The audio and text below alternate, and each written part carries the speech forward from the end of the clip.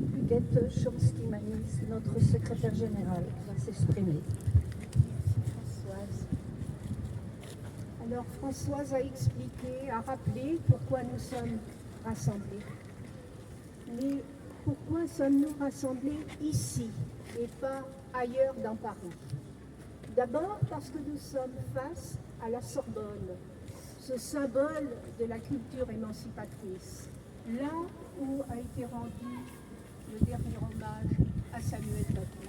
Mais là aussi, à l'université, où des courants contraires qui n'ont plus guère à voir avec les humanités se manifestent et auxquels il faut résister. Et puis nous sommes dans ce square Samuel Paty dédié à sa mémoire, dont la plaque commémorative a le rare mérite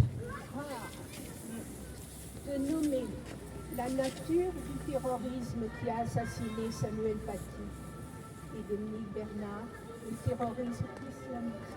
Il est bel et bien désigné sur cette plaque. Et il se trouve que cela n'a pas dû plaire à beaucoup, puisque cette plaque a été régulièrement vandalisée. Le nom de Samuel Paty a été effacé, le mot islamiste a été remis. Alors, nos amis du 5e arrondissement donnent l'alerte dès qu'ils constatent une dégradation et la mairie procède à la réparation immédiate. Comme disent ses amis du 5e, la haine est tenace, nous ne céderons pas. Nous ne céderons pas, nous ne laisserons pas effacer le nom de Samuel Paty. L'an dernier, ici même, Michael Paty déclarait « Il faut bien rétablir l'ordre des choses en ce lieu. Un acte terroriste n'est ni justifiable ni légitimable. Il vise à tuer et non à se défendre face à une supposée agression. Comment peut-on envisager deux mondes irréconciliables, l'un humaniste, où certains s'efforcent de prolonger la vie, et l'autre inhumain, où certains ne pensent qu'à anéantir la vie? Oui, il y a bien deux mondes irréconciliables, et nous n'avons pas le choix. Nous devons faire en sorte que le premier résiste au second et qu'il puisse le vaincre. Nous étions alors 3 jours après l'assassinat de Dominique Bernard. Lui, ce professeur, a été ciblé par un ancien élève devenu terroriste islamiste, gonflé de haine, haine de la France, haine de l'école laïque, haine de la République et de ses symboles, haine de Marial, haine des droits humains. Il l'a dit, il l'a assumé.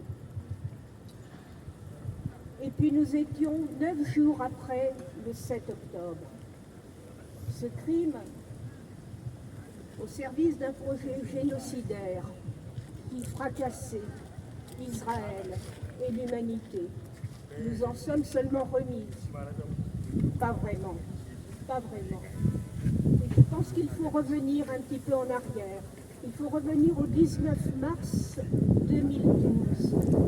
Souvenons-nous, ce n'était pas une école de la République qui a été ciblée, la première par un terroriste islamiste. C'est une école confessionnelle privée, une école juive, dans laquelle des petits-enfants ont été massacrés parce qu'ils étaient juifs. Ce fut pour la France un point de bascule. Mais la France n'en prit pas conscience. La France ne prit pas la mesure de ce qui s'était produit et dès lors tout devenait possible. Et tout devint possible. Nous avons eu la déferlante des attentats 2015 qui s'est ouverte par l'attentat contre Charlie Hebdo. Le lien avec l'assassinat de Samuel Paty est direct. Il s'agit d'interdire la représentation de Mahomet. Autrement dit, il s'agit d'étendre un interdit religieux à toute la société. Il s'agit de rétablir un délit de blasphème passible de mort. Alors, aujourd'hui, où en sommes-nous? Où en sommes-nous? D'abord, nos partenaires qui sont en première ligne pour vigilance collège-lycée le diront, comme Madame la proviseure du lycée voisin qui nous fait l'honneur d'être présente. Michael Paty, l'infatigable Michael Paty, a témoigné devant le Sénat, elle témoigne devant des classes, elle a fait bouger les lignes, elle a fait reculer le pas de vague qui avait trop longtemps pris court. Elle publie aujourd'hui le cours de M. Paty, dans lequel elle restitue le cours pour lequel son frère a été assassiné, le cours dans lequel cet enseignant exemplaire appliquait strictement le programme de l'éducation nationale. Alors le collège où enseignait Samuel Paty va enfin porter son nom. C'est bien, c'est tard, mais c'est très bien. On nous dit qu'il y a une baisse des atteintes à la laïcité à cette rentrée. C'est bien. On nous dit que les incidents pendant la minute de silence ont beaucoup baissé par rapport à l'année précédente. C'est bien, mais c'est encore beaucoup trop. 78 incidents signalés le premier jour, c'est encore beaucoup trop. Et puis, cette envolée des demandes de protection fonctionnelle, elle n'est pas sans raison. Ces professeurs menacés, ces chefs d'établissement menacés pour avoir voulu faire respecter la laïcité, faire respecter la loi. Des professeurs menacés, des professeurs frappés. Il y a peu, à Tourcoing, à Tourcoing, une enseignante qui a agi avec rigueur, avec civisme, avec un engagement pour défendre la loi, défendre la laïcité, a été frappée, vous prenez la suite. Ce qui est sans doute le plus grave, c'est qu'elle n'ait pas bénéficié d'un soutien unanime, ni que ce soit trouvé des collègues pour la critiquer, voire pour l'enfoncer, comme d'autres avaient enfoncé Samuel Paty.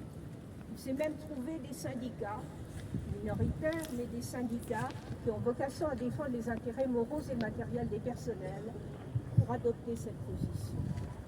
Il ne faut pas s'y tromper. Derrière une lycéenne qui bafoue la loi, il n'y a pas la révolte d'une adolescente. Il y a l'offensive de l'islam politique qui veut faire émerger dans l'éducation nationale et dans la société un ordre alternatif à l'ordre républicain.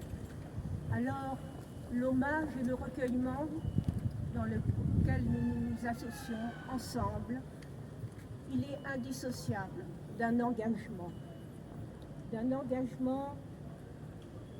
à tout faire pour résister à cette offensive, pour que les profs n'aient plus peur, pour que les profs ne s'autocensurent plus, pour que la solidarité s'affirme inconditionnellement envers les personnels attaqués et pour que n'adviennent plus de nouveaux massacres. Merci. Merci.